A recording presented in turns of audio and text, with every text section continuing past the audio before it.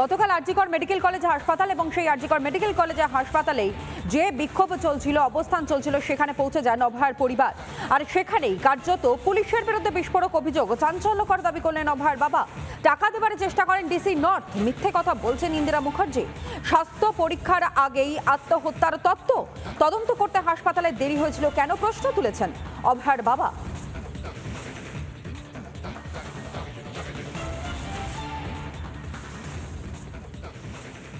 যখন আমার মেয়ের দেহ আমার ঘরে সাহিত্য ছিল, তখন ডিসি নর্থ আমাদের ঘরের একটা গলিতে ঢুকে ঘরের ভেতরে তিনি আমাকে টাকা দেওয়ার চেষ্টা করেন এবং তার যা জবাব দেওয়ার আমরা সঙ্গে সঙ্গে সেই জবাবটা দিয়ে দিই। পুলিশের বিরুদ্ধে একটার পর একটা অভিযোগ সামনে এসেছে এবং একই সঙ্গে আপনাদেরকে অভয়ার বাবার বক্তব্য শোনালাম, কিন্তু প্রশাসনের বিরুদ্ধে বিস্ফোরক অভিযোগ অভয়ার পরিবারের। ফোন এসেছিল মুখ্যমন্ত্রীর, কথা বলছিলেন হাসপাতালের লোকজন। একটা ঘরে বৌদিদের আটকে রেখেছিল, সাদা কাগজে সই করতে চাপও দেওয়া হচ্ছিল এবং চাপ দিচ্ছিলেন ডাক্তাররা। বিস্ফোরক অভিযোগ অভয়ার কাকার।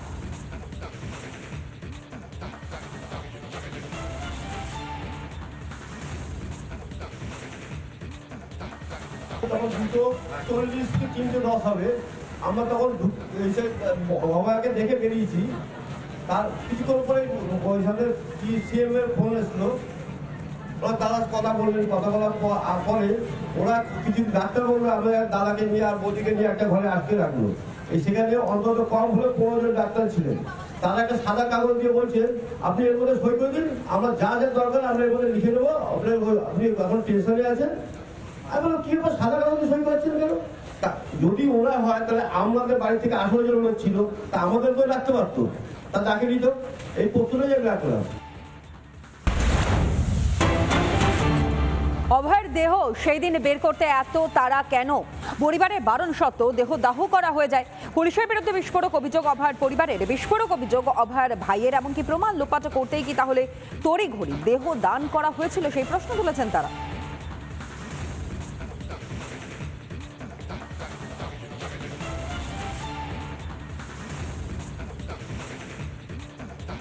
আমরা বুঝতে পারিনি যে বডিটাকে হসপিটাল থেকে বের করার এত কি তাড়া ছিল প্রশাসনের।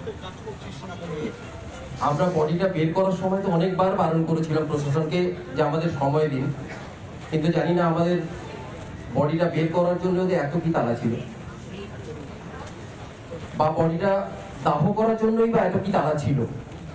আমরা তো চেয়েছিলাম বডিটা থাক, কিন্তু সেই সুযোগ আমাদের প্রশাসন দেয়নি। আমরা শুধু সবার কাছে একটাই দাবি,